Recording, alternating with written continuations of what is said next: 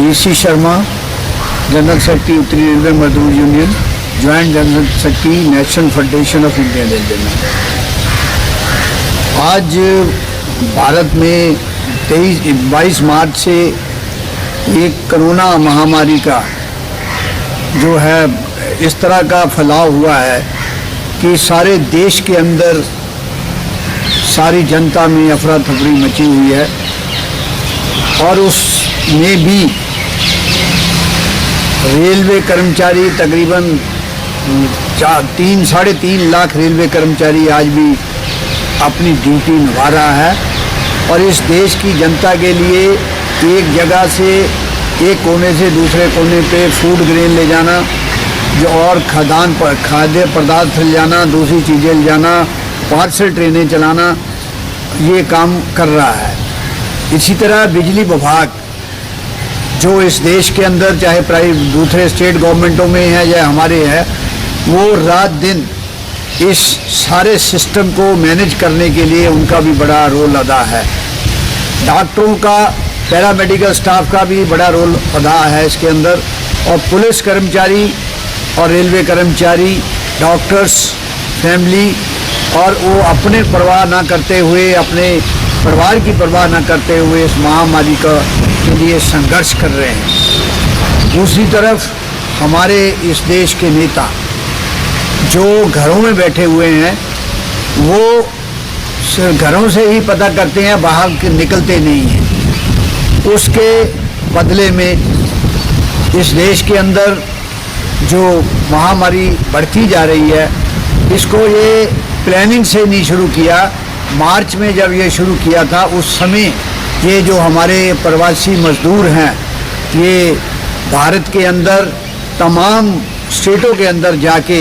अपनी रोजी रोटी और अपना पेट और परिवार को पेट पालने के लिए वो नौकरी करते हैं, प्राइवेट नौकरी करते हैं, और उनको अपने जगह एक तो कारखाने वालों ने, प्राइवेट लोगों ने अनऑर्गेनाइज्ड सेक्टर में काम बंद कर दिया, उनको तनख्वाह नहीं देते, उनको खाने के लाले पड़े हुए हैं, दूसरे अपने परिवार से अलग हैं। अब जाके सारी स्टेटों जो है वो जाग रही हैं कि इनको कैसे पहुंचाया जाए। ये पहले प्लानिंग होनी चाहिए थी भारत के प्रधानमंत्री को अनाउंस करने से पहले कि इस देश के अंदर किनको जो है वो ज़्यादा इस देश में जो रोज़मर्रा के लोग हैं उनको ये दिक्कत आएगी। लेकिन उसके बावजूद भी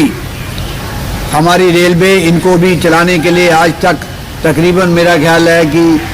200 के करीब गाड़ी हम चला चुके हैं और आगे भी इस गाड़ी को चलाएंगे। तो ये महामारी, उसके लिए तरह तरह की हम जगह वो बातें करते हैं। अभी ये इन्होंने जो इस देश के राजस्व को बढ़ाने के लिए ये सिस्टम किया है कि शराब के ठेके खोल दिए, उसका सिस्टम अडॉप्ट नहीं किया, जिससे केसेस और बढ़ रहे हैं। इस देश के प्रधानमंत्री और स्वास्थ्य मंत्री और इनको चाहिए कि इनके ऊपर प्लानिंग करके ही जो कोई भी फ्यूचर में भी 17 मई को अनाउंस करना है, फ्यूचर में प्लानिंग करें और इस देश में कम से कम नागरिकों को जो है ज़्यादा कम से कम इकट्ठे हो सकें, डिस्टेंस रह के इकट्ठे हो सके, ताकि इस महामारी को ख़त्म कर सकें हम इस देश के अंदर। अगर इस देश के अंदर नागरिक रहेंगे तभी पार्लियामेंट रहेंगे, तभी प्रधानमंत्री रहेंगे, तभी दूसरे नेता रहेंगे। तो इन बातों को लेके जो है बड़ी चिंता की बात है। देश में आज सारे कारोबार, सारे कारखाने बंद है, बजाय प्रवासी मजदूरों को अपनी अपनी जगह, अपने अपने स्टेट भेजे, उसमें रह के ही कारखानों को कैसे चलाना है, डिस्टेंस रख के उनको रोजी रोटी भी मिल सके, उनके सेटिस्फेक्शन भी आ सके, तो ऐसा काम इनको करना चाहिए। तो मैं इस देश के प्रधानमंत्री, होम मिनिस्टर वगैरह तमाम लोगों से ये कहूँगा कि इन फ्यूचर में 17 मई तक जो भी इन्होंने प्लानिंग बनानी है उसको कंसल्ट करें, लेबर के लिए भी कंसल्ट करें, ट्रेड यूनियन से बात करें।